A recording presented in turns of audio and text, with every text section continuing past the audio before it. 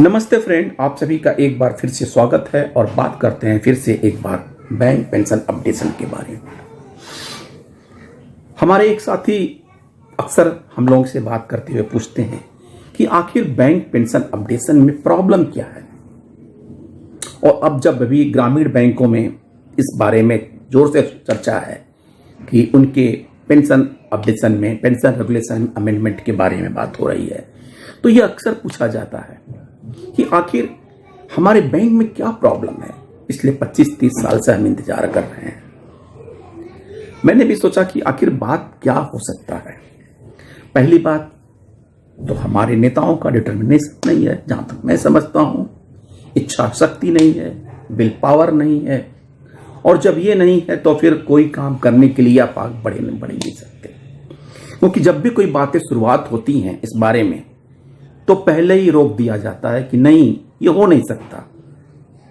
अगर हम अपने लेवल से इसे मना कर देंगे तो आगे हम आईबी या गवर्नमेंट के पास क्या लेकर जाएंगे, क्या हमारे पास लॉजिक होगा, क्या रीजन होगा।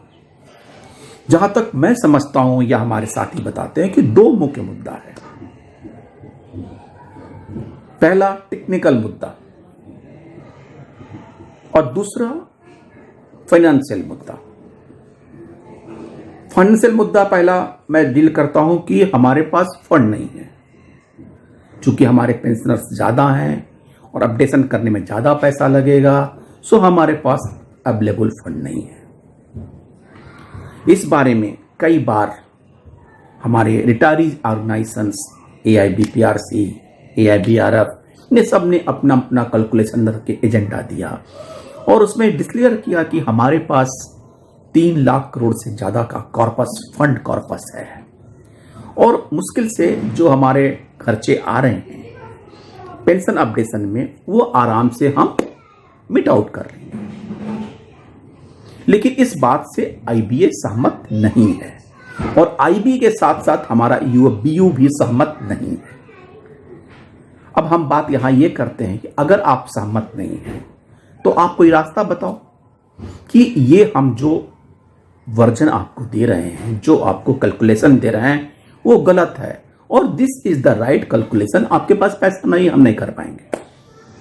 और कई बार बात हुई कि एक्चुअली इसका वैल्यूएशन करेंगे और उसके बाद बताएंगे व्हाट इज द रिक्वायरमेंट। फिर बीच में ये आया कि पास्ट रिटायरीज प्रेजेंट रिटायरीज का कॉन्सेप्ट आया। फिर यूओबीओ ने कहा नहीं सारे रिटायरीज एक है। मतलब कुल मिला के हम मेन लाइन पे चलने के बजाय हम लूप लाइन से घूम रहे हैं। उसका मेन मुद्दा है कि डाइवर्ट करना, diversion from the main items. जो हमारा मुख्य मुद्दा है उसको डाइवर्जन करने के लिए सारी बातें की जाती हैं। अगर ये इस बात से सहमत नहीं है कि फंड नहीं है तो एक्चुअली क्यों नहीं अपॉइंट किया गया, और अपॉइंट किया गया तो उसका रिपोर्ट अभी तक क्यों नहीं आया, ताकि दूध का दूध पानी का पानी हो जाए। रिटायरी भी चुपचाप बैठ जाए कि हमारे पास कुछ है ही नहीं है, हम कुछ नहीं कर सकते हैं। लेकिन ऐसा नहीं हुआ और इस बारे में जब भी यूओबीयू की मीटिंग IBA के साथ होती है तो इस बारे में कोई चर्चा नहीं की जाती।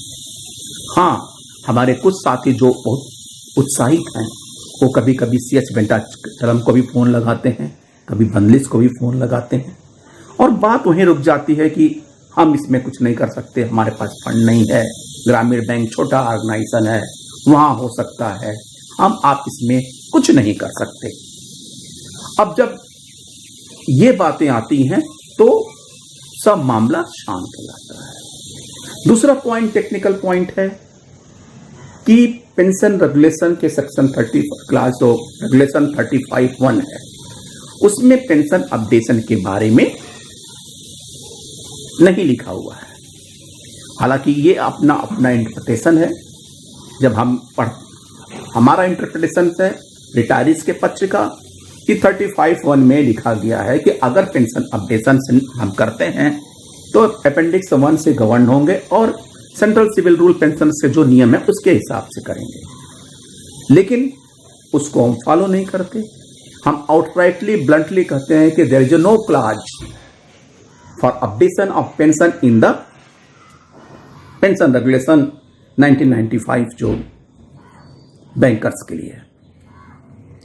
यहां पे एक बात कहते हैं, कोई लकीर का फकीर कोई अगर एक बार लिखा हुआ है, सपोज कर लीजिए नहीं लिखा हुआ है, तो ये ता उम्र चलेगा, ता जिंदगी चलेगी?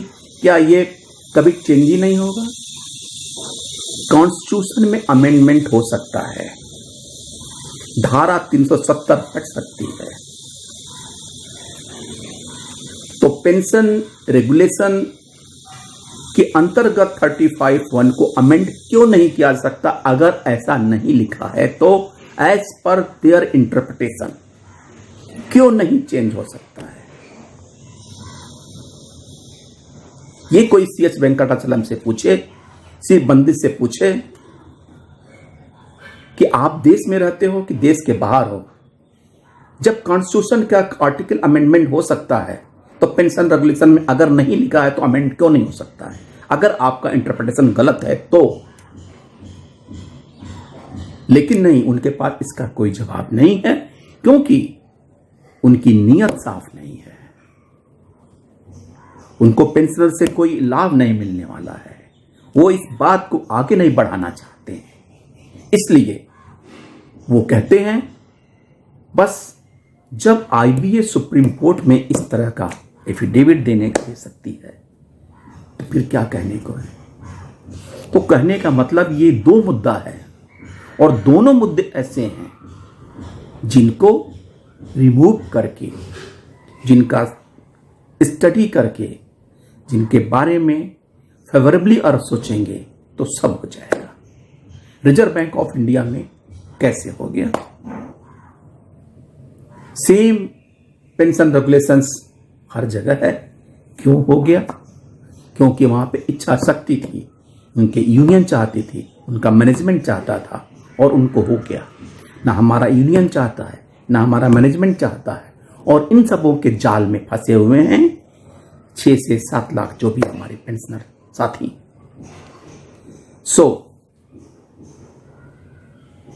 कुछ ऐसा काम नहीं है जो हो नहीं सकता, बशर्ते हमारी नीयत साफ हो, हम करने की इच्छुक हों, हमारी इच्छा शक्ति हो।